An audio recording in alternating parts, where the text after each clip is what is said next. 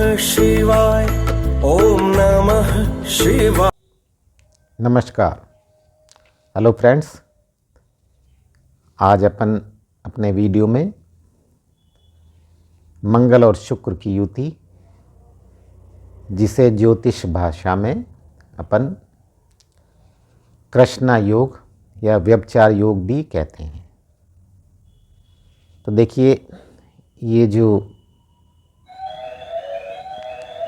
इसकी युति है शुक्र और मंगल की, ये कैसे परिणाम देती है यदि विभिन्न भागों में अपने यदि कुंडली के भाव में यदि बनती है तो ये अलग अलग प्रकार के परिणाम देती है।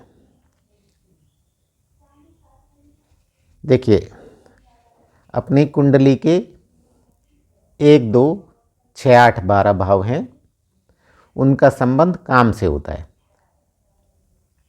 1 तो लगन है ही, 2 अपन परिवार वाला भाव है, ठीक है। 6ठा भाव है वो सप्तम से द्वादश भाव है, और तो द्वादश भाव शैया का भाव होता है, और अष्टम भाव है वो सप्तम भाव का वृद्धि भाव है, और द्वादश भाव तो शय सुख का भाव होता ही है।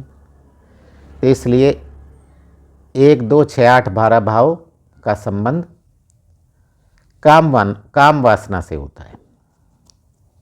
देखिए, स्त्रियों की कुंडली में मंगल प्रजनन का कारक है, और यही महिलाओं की कुंडलियों में काम वासना को जागृत करता है। सामान्यतः अपन देखें तो जब महिला 13-14 वर्षीय हो जाती है तो उसमें काम वासना जागृत हो जाती है, और ये लगभग 50 वर्ष तक उसमें रहती है। और 50 वर्ष के पश्चात जैसे उसके मोनोपाज का टाइम होता है तो ये जो काम भावनाएं धीरे धीरे कम हो जाती है। इसका रिलेशन पीरियड से है। पुरुष के लिए अपन बात करें तो देखिए, पुरुष की कुंडली में भी देखें तो काम वासना का कारक शुक्र है। सामान्यतः पुरुषों के लिए भी 13-14 वर्ष के होते हैं, तब उनमें काम वासना जागृत हो जाती है, और ये इनकी मृत्यु पर्यंत रहती है। स्त्रियों में तो 50 वर्ष के बाद धीरे धीरे काम वासना ठंडी हो जाती है, परंतु पुरुष की कुंडली में ये या पुरुष में ये चलती रहती है मृत्यु पर्यंत। अब देखिए, शुक्र जो है वो काम का कारक है। शुक्र का तो यही आप तरीके से अपने काम इच्छा जो आप है उसकी पूर्ति करें। पर देखिए, मंगल जो है, मंगल आपके पराक्रम का कारक है, साहस का कारक है। मंगल क्या है, वो आपकी जो काम वासना है उसको बढ़ा देता है। जब ये दोनों मिलते हैं तो आपके अंदर जो काम की इच्छा है वो बढ़ जाती है। तो अपन देखेंगे कि शुक्र और मंगल कुंडली के विभिन्न भावों में यदि इनकी युति बनती है तो क्या कुछ दुष्परिणाम या परिणाम दे सकती है। देखिए, मंगल और शुक्र का जो ये परस्पर योग है, यदि ये कुंडली के 3-4 भाव में बनता है तो आपके जो प्रेम संबंध है, हो सकता है आपके मोहल्ले में, रिश्तेदारी में, पड़ोस में, या उस बिल्डिंग में जिसमें आप रहते हैं उसमें बनने के काफ़ी ज़्यादा चांसेस रहते हैं। यदि मंगल और शुक्र की युति यदि आपके 9वें या 10वें भाव में बनती है तो ये जो आकर्षण है ये आपके कार्यस्थल पर संभव होता है कि आपके कार्यस्थल पर आपके किसी से लव रिलेशंस बन जाएं। यदि आपकी कुंडली के तीसरे या 9वें भाव में मंगल या शनि, इस पर चंद्रमा या शुक्र की दृष्टि पड़ जाए तो यह संबंध आपके कजिन्स में, चचेरे मौसेरे ममेरे भाई बहनों के बीच बन सकते हैं।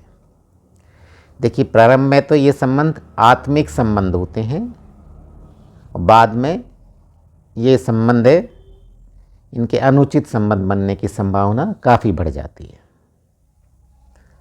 अब देखिए, एक स्थिति और बनती है, मंगल राहु या शनि ये आपके कुंडली के चतुर्थ भाव में, पंचम भाव में, दशम भाव में या एकादश भाव में हो और उनका संबंध चंद्रमा या शुक्र से बन जाए। देखिए, मंगल राहु और शनि आपके चौथे, पाँचवें, 10वें या 11वें भाव में हो और उनका संबंध चंद्रमा या शुक्र से बन जाए तो देखिए, सौतेले माता पिता का भी अपनी सौतेली संतान से संबंध बन सकता है यदि इस प्रकार के ग्रहों के योग बनते हैं तो।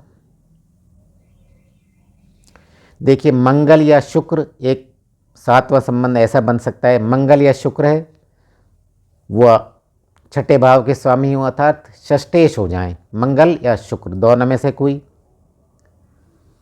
या इन दोनों में से कोई एक ग्रह आपके छठे भाव में बैठ जाए और यदि इनका संबंध चंद्रमा या शुक्र से बन जाए, कैसे भी बन जाए, दृष्टि संबंध या युति संबंध, तो आप मामा मामी से भी आपके अनैतिक संबंध बन सकते हैं। अब 8वीं स्थिति देखें अपन, पंचमेश बुध हो या गुरु हो और मंगल और शुक्र के साथ संबंध बन जाए और ये योग आपकी कुंडली के चौथे, 5वें, 10वें या 11वें भाव में बन जाए तो इस प्रकार के संबंध आपके स्कूल या कॉलेज में भी बन सकते हैं जब आप पढ़ाई कर रहे हैं। 9वीं स्थिति आप देख सकते हैं, यदि किसी स्त्री की कुंडली में चौथे, 7वें और 12वें भाव में पुरुष ग्रह बैठे हों, चतुर्थ, सप्तम और द्वादश भाव में पुरुष ग्रह बैठे हों या पुरुष राशि हो वहाँ पे चौथे, 7वें और 12वें भाव में, तो पुरुष ग्रह का संबंध चंद्रमा या शुक्र से बन जाए तो उस स्त्री का संबंधित ग्रह की दशा अंतरदशा में आपके प्रेम संबंध बनने की भरपूर संभावना रहती है।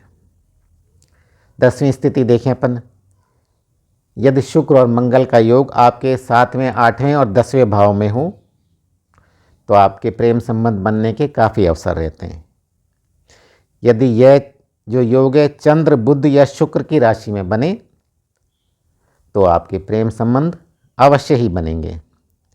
इस प्रकार के संबंध आपके स्कूल, कॉलेज, पढ़ने पढ़ाने के दौरान, कामकाज के सिलसिले में, अलग अलग स्थानों पर आप दौरे पर जाते हैं या परीक्षक के रूप में आप एक स्थान से दूसरे स्थान पर जाते हैं तो इस प्रकार के रिलेशंस बन जाते हैं। ये रिलेशंस जो अधिकांश हैं अध्यापक, टीचर, लेखक, कवि, पत्रकार, डांसर, गायक, चित्रकार, नेता, अभिनेता के मामले में अधिक प्रबल रूप से उपस्थित होते हैं।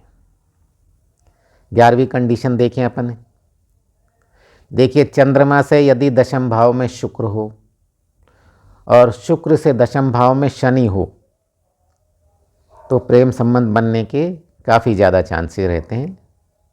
देखिए, इस प्रेम संबंध की क्या विशेषता रहती है, देखिए, चंद्रमा से दशम भाव में तो शुक्र और शुक्र से दशम भाव में शनि हो तो इसकी क्या विशेषता रहेगी, इस संबंध में जो फंसेगा, फंसने वाला व्यक्ति और फंसाने वाला व्यक्ति, ये एक दूसरे के उपकार में दबे रहते हैं।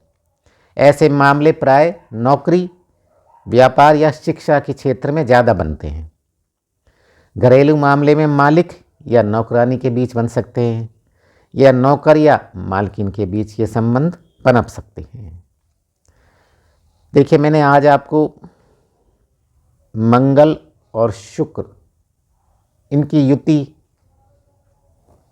से बनने वाले कुछ योग आपके कुंडली के विभिन्न भावों में उनके क्या क्या प्रभाव हो सकते हैं। देखिए, ये मैंने आपको संभावनाएं बताई हैं। पूरा अपन 100% श्योर तो तभी हो सकते हैं जब अपन पूरी कुंडली देखें, ग्रहों की दशा अंतर्दशा देखें और ग्रहों के प्रभाव देखें, दुष्प्रभाव में प्रभाव में, तब अपन 100% कह सकते हैं। ये सिर्फ संभावनाएं हैं, पर ये संभावनाएं भी जो मैंने आपको अपने इस वीडियो में बनाई हैं, मेरे ज्योतिष के अनुभव के आधार पे हैं। ये काफ़ी कुछ सटीक बैठती हैं, तो इसको अन्यथा ना लें और इनको आप देखें और परखें कि कितनी इसमें सत्यता है। जय भोलेनाथ, ईश्वर आपका कल्याण करे।